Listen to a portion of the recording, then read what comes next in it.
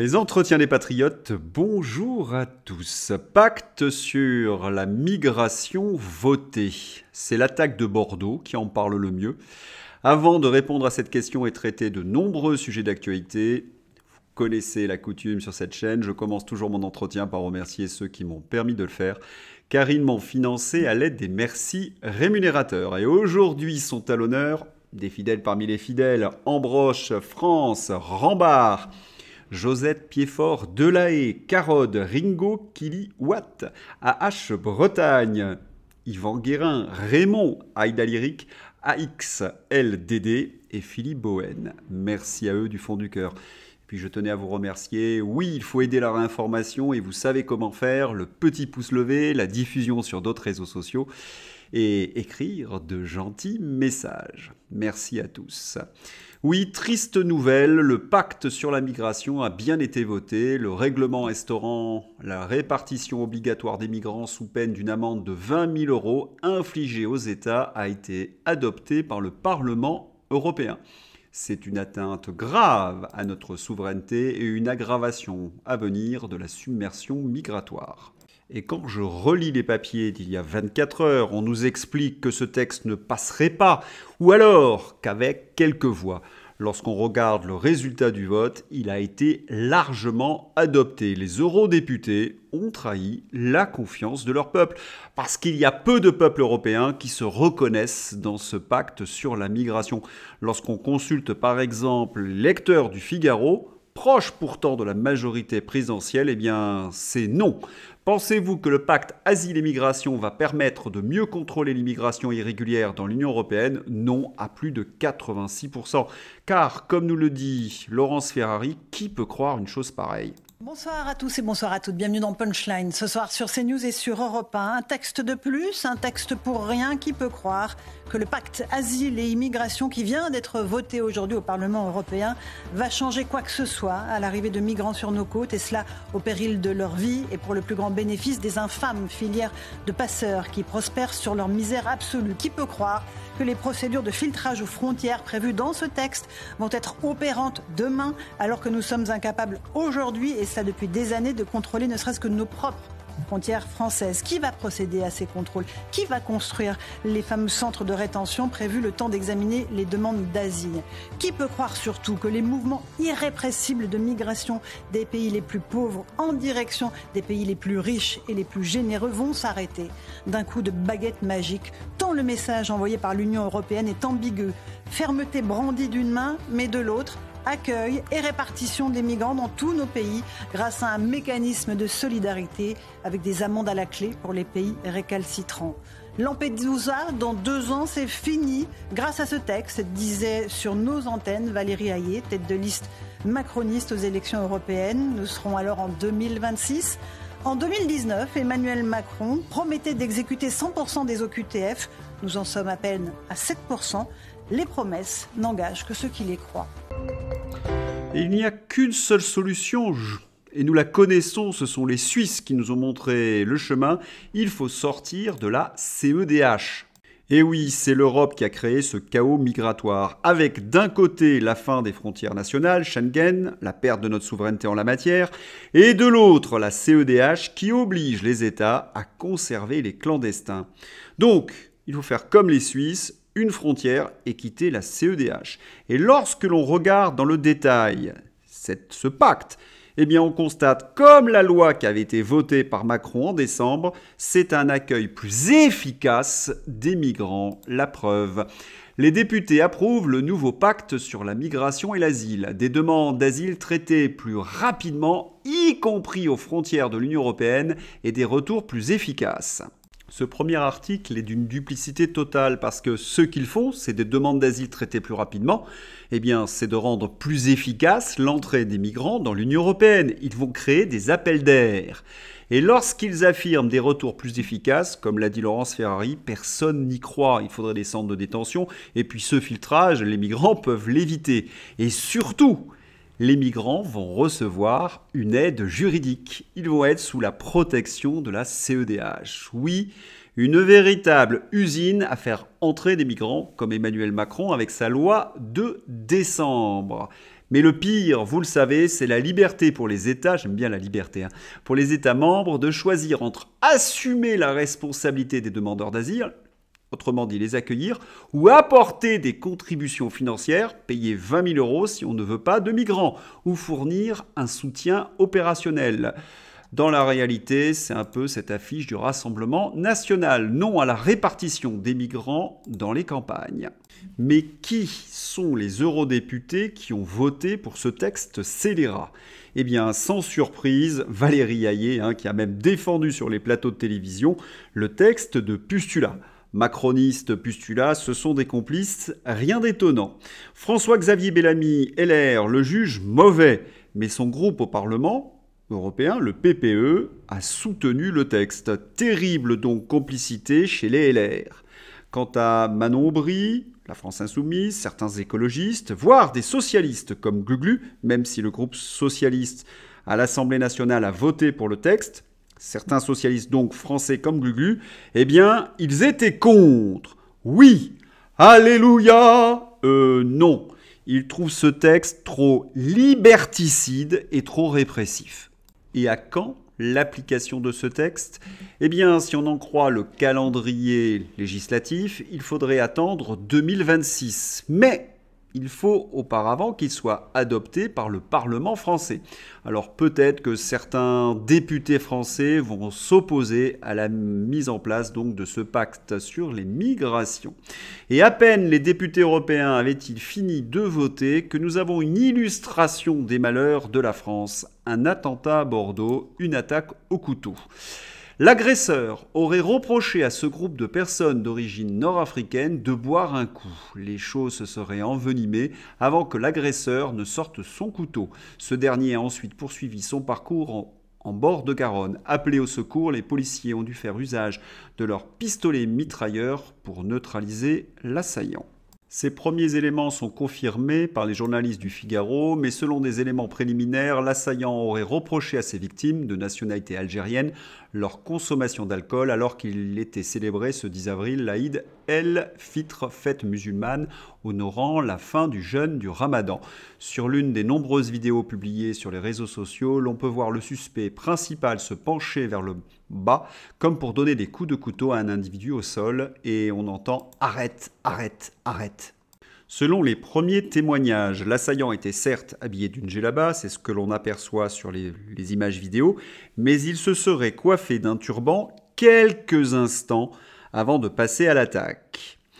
La gauche, vous la connaissez, elle minimise toujours les faits, elle essaie de proposer un narratif pour empêcher les Français de comprendre, et c'est pour cette raison qu'elle parle de RICS, alors que le motif religieux semble clairement établi. Et vous avez donc une illustration, une fois de plus tragique, du laxisme migratoire de l'Union européenne et de la complicité des politiques français à sa mise en place. Les principaux complices, eh bien, ce sont toujours les mêmes, les écologistes, le maire de Bordeaux. Vous faites du populisme. À Bordeaux, les écologistes refusent d'armer la police municipale. L'opposition de droite et du centre demande la mise en place d'un référendum local pour demander aux Bordelais s'ils souhaitent que la police municipale soit équipée d'armes létales. Les écologistes dénoncent le populisme. Et oui, lorsqu'on est un élu écologiste, la démocratie, c'est-à-dire une votation, un référendum local, cela s'appelle du populisme. J'ai une petite pensée pour tous ces bobos bordelais qui ont voté pour ces dingues. Oui, ces dingues qui détestent la démocratie et la liberté d'expression, qui n'ont pas été élus pour nous protéger, mais pour servir leur idéologie. Et quand je parle de liberté d'expression, encore un exemple, maison perquisitionnée, ordinateur saisi au commissariat, placé 10 heures en garde à vue pour une banderole dénonçant des agressions commises par des personnes sous OQTF. Yona témoigne devant Berkoff à Sud Radio. Pour ceux qui n'auraient pas vu ma vidéo d'hier, eh bien Yona a commis un crime impardonnable, que dis-je, inqualifiable, aux yeux des écologistes évidemment. Elle a demandé que la loi soit respectée. Vous imaginez un petit peu que les OQTF soient exécutés et expulsés plus exactement selon la promesse de Macron, que les agresseurs étrangers également. Berkoff, qui est malin, a repassé l'interview de Marlène Schiappa où elle tenait les mêmes propos. Et qui a porté plainte contre Yona? La maire de Besançon, Anne Vigneault. Ces écolos, eh bien, comment dirais-je, ce sont des petits Pol Pot en puissance. Et que devient la chouchou d'Emmanuel Macron, la maire d'Avallon? Eh bien, selon les dernières informations, la maire d'Avallon a été mise en examen ce soir, puis placée en détention provisoire, 3 jours après la saisie d'au moins 70 kilos de cannabis à son domicile. Et là, je fais un vœu. C'est que les électeurs aux prochaines élections municipales n'aient pas la mémoire courte, qui nous débarrassent de tous ces écologistes et ces socialistes. Et puis même aux élections européennes, si les écologistes pouvaient passer sous la barre des 5%, ce serait une excellente nouvelle. François Asselineau était l'invité de Pascal Praud sur CNews. Après Florian Philippot, c'était le deuxième défenseur du Frexit. Et il y a eu quelques frictions sur le plateau, et notamment entre Eugénie Bastier et Florian Asselineau. Quel est le motif? Eh bien, selon Eugénie Bastier, il n'y aurait pas plus de 27% des Français qui désireraient un référendum sur le Frexit. François Asselineau tenait un autre chiffre. Alors, qui a raison? Eh bien, il suffit de regarder. Seriez-vous favorable ou opposé à l'organisation d'un référendum d'appartenance de la France à l'Union européenne? Tout à fait favorable, 27%. C'est le chiffre d'Eugénie Bastier, mais elle a oublié le plutôt favorable, donc le total favorable atteint 63%. Mauvais point donc pour Eugénie Bastier et les autres journalistes du plateau de CNews. Autre sujet de friction, François Asselineau affirme que les Français auraient probablement choisi de quitter l'Union européenne en cas de référendum, et c'est même Emmanuel Macron qui l'aurait affirmé. Pascal Praud semble désarçonné, il regarde son journaliste à droite, son spécialiste politique, qui a l'air de dire non, tout cela c'est n'importe quoi. N'importe quoi? Eh bien, vérifions.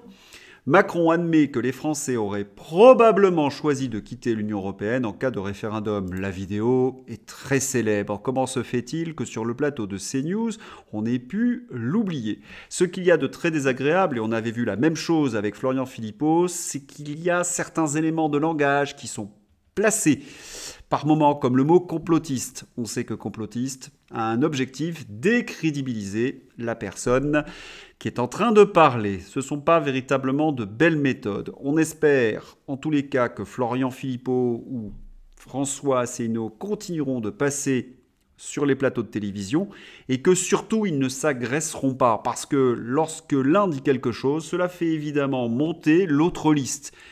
C'est en cédant qu'on arrivera peut-être à passer des 5%. Si on commence à s'affronter, on va, comment dirais-je, s'auto-détruire.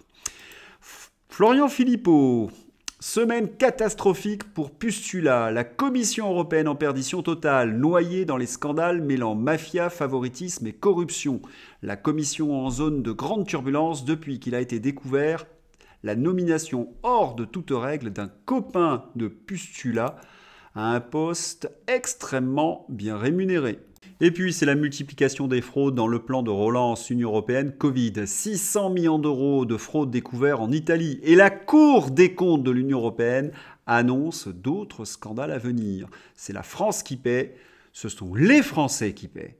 Faire le Frexit, c'est aussi lutter contre cette corruption systémique.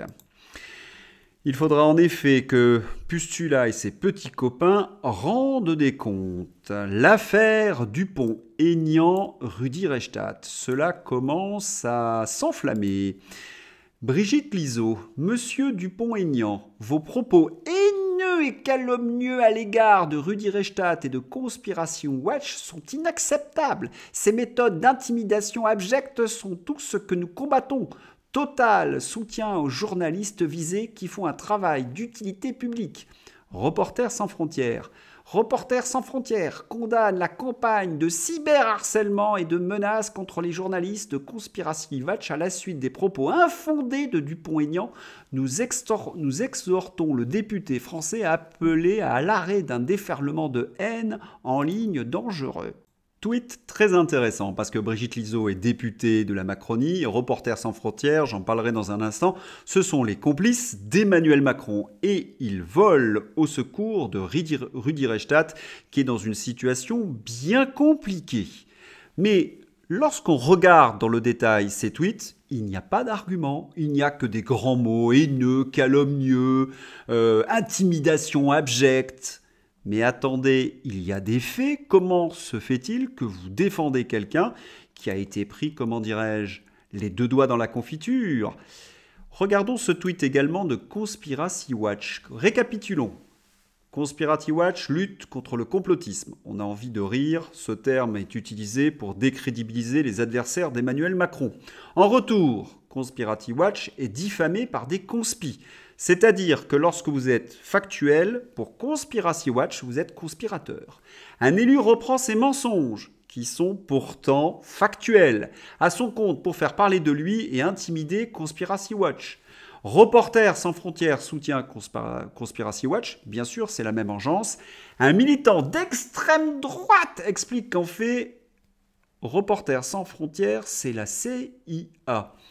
Reporters sans frontières est une fraude de la CIA financée pendant des années par le NED, puis l'UCED et aujourd'hui par l'Agence française de développement, la Commission européenne, le ministère de l'Europe et des Affaires étrangères ou encore la fondation Open Society de George Soros. Ce qu'il y a de sidérant, Conspiracy Watch, Reporters sans frontières ou de cette députée Lizaud, c'est qu'ils ne s'appuient pas sur des faits, du factuel. Lorsqu'on est journaliste, on apporte des preuves. Eux, ce sont essentiellement des insultes. Alors, Laurent Ozon, où a-t-il trouvé ce genre d'affirmation? Eh bien, dans un livre qui est très connu, dont la presse s'est fait l'écho, il y a quelques années, puisqu'il date de 2007. La face cachée de Reporters sans frontières de la CIA au faucon du Pentagone.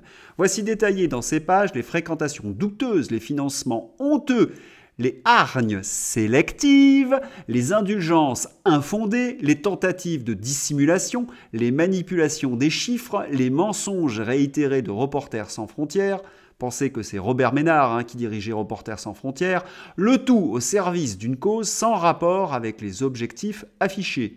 Observons son ardeur au travail contre les pays pauvres que l'Occident veut soumettre et son silence face aux concentration économique dans les médias des pays riches. Notons sa mansuétude envers les bavures de l'US Army, ses oublis dans la comptabilisation de journalistes qui en sont victimes.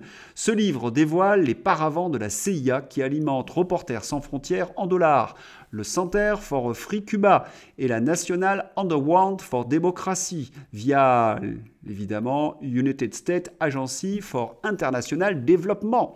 Et il n'y a pas que l'Open Society Institute du milliardaire et mania international de la presse George Soros, ami personnel de George Bush, qui agite partout, peut être mis en place un gouvernement pro-américain, fait partie aussi des généreux financiers de Reporters sans frontières. Alors, Reporters sans frontières, association humanitaire ou bras médiatique européen de la CIA et des faucons du Pentagone. Mais vous pourriez me dire que ce Maxime Vivace, c'est un dangereux agitateur d'extrême droite. Pas le moins du monde, c'est un écrivain, journaliste de gauche, et même de gauche très engagé. La face cachée de Reporters sans frontières, 2007. En 2007, il publie La face cachée de Reporters sans frontières, Maxime Vivace. Jean-Emmanuel Ducoing, dans l'Humanité, rapporte en 2008 que le livre a progressivement connu une certaine notoriété. Le Monde, Le Parisien, Marianne, qui ont repris les analyses de Maxime Vivace. Alors, Rudi Reichstadt, un livre complotiste, et de nombreux sites ont eux aussi commencé à lever le voile, s'appuyant enfin sur le contenu du livre de Maxime Vivace. La parution du livre est signalée dans Le Monde diplomatique par Maurice Lemoine, qui relève les critiques adressées par Vivace à Reporters sans frontières. Fréquentation douteuse, extrémiste cubain de Miami, financement très politique, en provenance de Washington, hargne sélective, contre la Havane ou Caracas, modération remarquée dans la dénonciation des bavures de l'armée américaine contre les journalistes, désintérêt parlant quant à la censure des médias par l'argent. Voilà les Les thèses de Maxime Vivas ont été reprises dans la presse. Ça, c'est du factuel, c'est ce que ne fera jamais Rudi Reichstadt, et encore moins ses petits camarades. Et lorsqu'on est soutenu par ce genre de personnage, vous vous en souvenez, j'avais fait un numéro sur lui. C'est le président de Reporters sans frontières, c'est lui qui a attaqué CNews au motif que CNews n'avait pas la même ligne éditoriale que les journaux de la presse aux ordres. Oui, il faut se pincer pour y croire. Il a même demandé au Conseil d'État, à l'Arcom, de sanctionner CNews. On sait pour qui il travaille, il avait été chargé par Emmanuel Macron de ce sale boulot. Rudi Reichstadt, défendu par Christophe Deloire, eh bien, c'est un aveu de culpabilité. Et les journalistes de Blast, qui sont plutôt à gauche, ont épinglé Rudi Reichstadt. Comme on l'a vu, outre les 60 000 € reçus du fonds Marianne pour la production et l'actualisation de notices, Conspiracy Watch de Rudi Reichstadt, où son directeur sont liés directement à 4 autres bénéficiaires et projets sur les 17 au total. Il est regrettable que Claude Raynal et Jean-François Husson, respectivement président et rapporteur général de la Commission des finances du Sénat, n'aient pas questionné Rudi Reichstadt à ce sujet lors de son audition. Nous sommes également dans l'attente d'un bilan de l'action de Conspiracy Watch en matière de prévention de la radicalisation. Ce qui est fascinant avec Rudi Reichstadt et ses compères, c'est que lorsqu'on leur propose du factuel, ils sont incapables de répondre. Que font-ils? Des insultes et ils ont tout de suite les grands mots. Mais répondez sur le factuel. Nicolas Dupont-Aignan a aussi montré que vous étiez lié au groupe de Caroline Fourest et de BHL. Mais ça, c'est officiel. Le 23 septembre 2012, Rudi Reichstadt participe au séminaire de la règle du jeu, la revue de BHL, au cinéma Le Saint-Germain-des-Prés, sur le thème « Décrypter les rhétoriques de la conspiration ». Pour ceux qui ignoreraient, les théories du complot ont été mises en place par la CIA parce qu'ils en avaient assez, les espions de la CIA, d'être critiqués par la gauche. Donc tous ceux qui les critiquaient étaient des complotistes. Il sera également invité de nouveau le 16 juin 2013 pour parler radicalisation politique et théorie du complot. Et puis on voit souvent Rudi Reichstadt en compagnie de Caroline Fourest. Dans le documentaire Les obsédés du complot, réalisé par Caroline Fourest, Rudi Reichstadt est l'intervenant le plus présent. Après la polémiste, bien sûr. Voilà, c'est véritablement fascinant. Rudi Reichstadt, c'est l'élève de Big Brother. Il crie diffamation contre Nicolas Dupont-Aignan. Et les diffamations, ce sont des faits, c'est du factuel. Rudi Reichstadt ne peut pas y répondre, donc il insulte, il raconte n'importe quoi. Et puis, il suffit de voir ses avocats, Reporters sans frontières, Caroline Fourest, la députée très macroniste Brigitte Lizaud. C'est comme un aveu de culpabilité. Patrice Pelloux. Qu'arrive-t-il à l'urgentiste Patrick Pelloux? Eh bien, il est accusé d'agression sexuelle. Et par qui? Par Karine Latombe. Oui, les covidistes se dévorent entre eux. Et ces accusations sont relayées également par Agnès Buzyn et Roselyne Bachelot, qui confirment son comportement problématique, révélant son départ de Saint-Antoine en 2008. Cela fait la une de Paris Match. Dans Paris Match, enquête MeToo, hôpital, le cas Patrick Pelloux, où l'on apprend qu'en 2008, Roselyne Bachelot l'avait muté au SAMU en raison de son comportement avec les femmes à Saint-Antoine. Il a été mis dans une soupente. Et pour nous, Patrick Pelloux, c'est ça. On sait qui va mourir de cette vague, ceux qui ne seront pas pchoutés. On sait les populations à risque. Le gouvernement ne va pas pouvoir faire autrement que de rendre obligatoire la vaccination parce que cela va durer très longtemps. Il avait également milité pour empêcher les soignants non vaccinés de regagner l'hôpital. Oui, c'était la voix d'Olivier Véran et d'Emmanuel Macron pendant la pandémie.